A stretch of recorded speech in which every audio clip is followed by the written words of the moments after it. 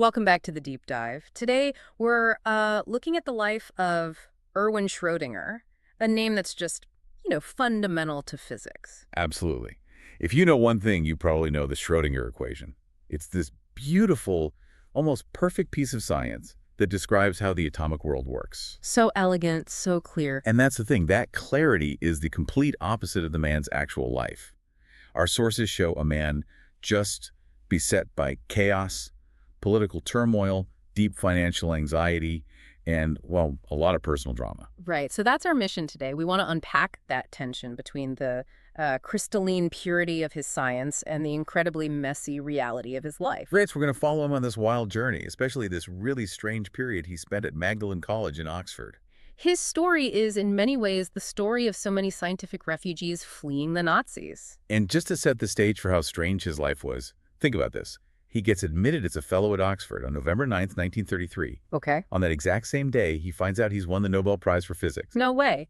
The very same day. The same day. He secures his refuge and gets the highest honor in science all at once. It's just unbelievable. Okay, so let's unpack this ascent. Because the instability, it started way before the Nazis came to power. He was born in Vienna, 1887. Right, into that very creative, very vibrant late Austro-Hungarian Empire. But then World War I just destroys his family's finances. Completely wiped them out. It did. His father's business went under. His mother lost their home. And our sources point to this again and again. It gave him this, what they call a neurotic anxiety about money that never really left him. And you see that directly in his career path. He's desperate for a stable, well-paying job. So desperate that in the early 1920s, he takes 5 different academic jobs in 5 different cities. In 3 different countries in just 2.5 years. Exactly. Just think about that. Constantly packing, constantly moving, never settling. A man totally in motion. Which makes his big breakthrough, the wave mechanics in 1926, even more amazing. It happened while he was on a Christmas holiday in Arosa in Switzerland. And this is where all that, historical gossip comes in about the mysterious dark lady who was supposedly his inspiration. Ah, yes, the secret muse. It's a great story. It's a very romantic story. Yeah. But when you actually look at the accounts, it falls apart a bit. His wife, Annie, gave an interview in 1963 to the historian Thomas Kuhn. And what did she say? She was very clear. She said she was with him in Arosa. She even remembered him sitting there telling her about these crucial papers from Einstein and de Broglie that he was reading. So the person who was actually there said it was her. The only witness we have, yes. I think the Dark Lady myth just stuck around because, well, his personal life was complicated and people like the idea of genius needing this kind of dramatic spark. But the reality is probably his wife was right there watching him have this incredible scientific breakthrough. And that breakthrough finally gets him the stability he's been chasing. He gets the most prestigious job in theoretical physics in the world, taking over from Max Planck at the University of Berlin. So from 1927 to 1933, that's his golden age, his Berlin heyday. Oh, absolutely. He's working with giants, Einstein, Max von Laue. The intellectual scene was just electric. They'd have these famous talks that would spill out of the lecture hall. Right, into the local taverns or back to his apartment for what they call Viennese sausage parties. It was this perfect mix of serious science and, really lively social fun. But Schrödinger was different, even in that crowd. How so? His intellectual breadth was just astonishing. He wasn't only solving equations. The sources show he was reading philosophy constantly. Schopenhauer, Spinoza, even Hindu Vedanta philosophy. He wasn't just looking for the how, he wanted the why. He was trying to build a whole worldview, not just a theory. But that brilliant, vibrant life in Berlin was about to come to a very violent end. After 1933, the political situation in Germany just collapses. And the threat was very real, wasn't it? It wasn't some abstract political debate. Not at all. You had Nazi scientists like Stark and Leonard actively targeting their Jewish colleagues. There were these horrible anti-Semitic publications with pictures of Einstein. I've read about this. The caption under his photo was, bis jetzt ungehängt. Which means not yet hanged, just chilling. So Schrödinger, he wasn't Jewish, he wasn't classified as non-Aryan, he could have stayed. He could have, but he was, in his own words, bitterly upset, especially about how they were treating Einstein. He knew he had to get out. And apparently the final straw was something, well, almost petty. It was. He and Annie had to pay a 1,000-mark fee just across the border to visit her mother in Austria. The combination of moral outrage and that personal financial sting was just too much for him. Exactly. And luckily, a lifeline came from Oxford, from a man named Frederick Lindemann. Lindemann was helping get refugee scientists out. He got funding from ICI, that's Imperial Chemical Industries, and he actually offered the post to another physicist first, a guy named Fritz London. But London hesitated. And Schrödinger, ever the opportunist when it came to security, jumped right in and said he was interested. So he gets the fellowship at Magdalen College. And then we're back to that incredible day, November 9th, 1933. The college president, George Gordon, is the one who tells him he's just won the Nobel Prize with Paul Dirac. Can you just imagine that feeling? Finalizing your escape and getting the world's biggest prize in the same afternoon? It's insane. It really is. But even then, the personal chaos didn't stop. The summer before that, in 1933, a lot of these physicists gathered in South Tyrol. Sort of a last get-together before the storm. Kind of a scientific last waltz, yeah. Yeah. Born, Pauli, Weil, Schrödinger were all there.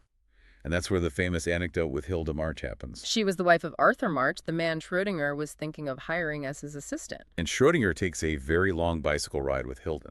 A very productive bicycle ride, as it turns out. You could say that. 9 months later, in Oxford, their daughter Ruth is born. And she's registered as March's daughter to avoid a scandal. Right. So he lands in Oxford with the Nobel, a big industrial grant, his wife, and the mother of his newborn child, who also happens to be married to his assistant. It's a lot. I can't imagine what it was like for him stepping into Magdalen College in 1933, coming from that dynamic intellectual chaos of Berlin. It must have been a total shock. He was suddenly in this, very aristocratic, very formal world. Black tie for dinner, silver cutlery, all these rituals. And get this, as the most junior fellows, Erwin Schrödinger, a brand new Nobel Prize winner, and another guy, John Eccles, they actually had to serve the senior fellows at dinner. You're kidding. Nope. Eccles called it a menial procedure. It's just a world away from arguing about physics over sausages and beer in Berlin. And that was really the root of his problem with Oxford, wasn't it? It was. He was, according to the sources, very unhappy in Oxford. Not because the people, they were nice enough. He missed the intellectual fire. He missed the passionate arguments about physics he had in Berlin. The environment was just too polite, too comfortable. Exactly. So the pull of his home country was just too much. In 1936, he accepts a job in Graz, Austria. Even though the political situation was getting worse and worse, a huge gamble. A catastrophic one, as it turned out. In 1938, Hitler invades Austria, the Anschluss. And Schrödinger, along with two other Nobelists in Graz, Victor Hess and Otto Loewy, they're all arrested almost immediately. And this is where it gets really dark. He's pressured into making this public confession. He is. He publishes a statement in the local Nazi paper, the Grazer Tagespost. And in it, he says he's joyful about the Nazis and that he'd misjudged the whole situation. It was seen as a complete betrayal by so many of his colleagues who had fled. It just poisoned his reputation. It must have been purely self-preservation, right? I mean, he was in danger. Oh, no question. He and Annie were under immediate threat. But still, that letter cast a very, very long shadow. His friend Max Born tried to defend him, saying he was a sensitive and excitable fellow under terrible duress. But for many, it was hard to forgive. So he has to escape all over again. Yes, and this time he has nothing. He flees to Rome, gets help from the Pontifical Academy of Sciences, and has to borrow money from Enrico Fermi just to get by. He said he lost everything but one suitcase. And his escape route is even more incredible this time. He gets in touch with Edmond de Valera, the president of Ireland, who was also a mathematician, and was actively trying to build up Ireland's intellectual reputation. And de Valera says yes. He arranges visas for Schrödinger's entire party. Which, again, was Schrödinger, and as the visa stated, 2 ladies and 1 child. So Annie, Hilda March, and their daughter Ruth. The whole unconventional household. De Valera brought them all to Dublin in 1939. And in Dublin, he finally finds some stability, even if it was a bit of an intellectual backwater compared to Berlin. He does. De Valera sets him up at the new Institute for Advanced Studies. And what's really crucial about this period is what he wasn't doing. He wasn't working on the war effort. Exactly. Almost every other major physicist who'd fled the Nazis was working on radar or, the atomic bomb. Schrödinger is totally isolated from all of that. And that isolation gave him the space to think about bigger questions. It led directly to his famous 1944 lectures, which became the book, What is Life? This was a huge shift for him, from pure physics to biology. A monumental shift. In the book, he introduces this idea of a periodic crystal as a way to store genetic information. He basically argued that physics and chemistry alone couldn't explain life. And that book had an absolutely massive impact. It really did. It was the aha moment for a whole generation. Francis Crick read it when he was a bored physicist, and it inspired him to switch fields. And he went on with James Watson to discover the double helix of DNA. And another physicist, Max Delbruck, won a Nobel for his work on viruses, which was also heavily influenced by the ideas in the book. But the book wasn't a hit with everyone, was it? Especially the biologists. No, it's very controversial. People like Linus Pauling and Max Perutz were highly critical. Perutz famously said that what was true in his book was not original, and most of what was original was known not to be true. So it was more of an inspirational catalyst than a scientifically accurate text. A perfect way to put it. But despite the controversies and, that political stain from the Graz letter, his colleagues worked really hard to bring him back into the fold. This is Max Born's campaign to get him into the Royal Society. Yes. Born lobbied for years to get him elected as an FRS, a foreign member of the Royal Society. He had to fight against the political backlash. And he finally succeeded in 1949. He did. Born's argument was simple. Whatever his personal or political mistakes, he has actually revolutionized our science. And that's all that should matter. It's a powerful statement. And maybe Paul Dirac summed it up best. He said that he and Schrödinger shared an appreciation for mathematical beauty that was almost like a religion. It was this pure, transcendent thing, far away from the messiness of the world. His life is just this incredible case study. It shows how a huge political crisis can just completely derail, but also redirect a life of genius. It really is. He's forced out of the center of the scientific world, but that exile in Dublin is what pushes him to ask these fundamental questions about life itself. He's such a paradox, the man who gives us the Schrödinger equation, which is all about mathematical precision and clarity. And his own life is defined by financial anxiety, constant upheaval, and these really painful political compromises.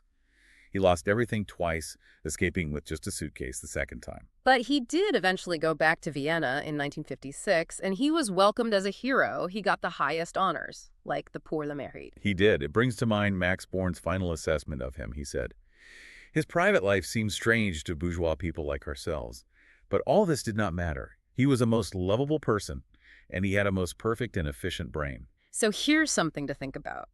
When you consider the beautiful, crystalline clarity of his greatest scientific achievement, how does that balance against the absolute chaos of the life he had to live to create it? What was the price of that equation? A great question, and something for you to mull over until the next time we dive deep.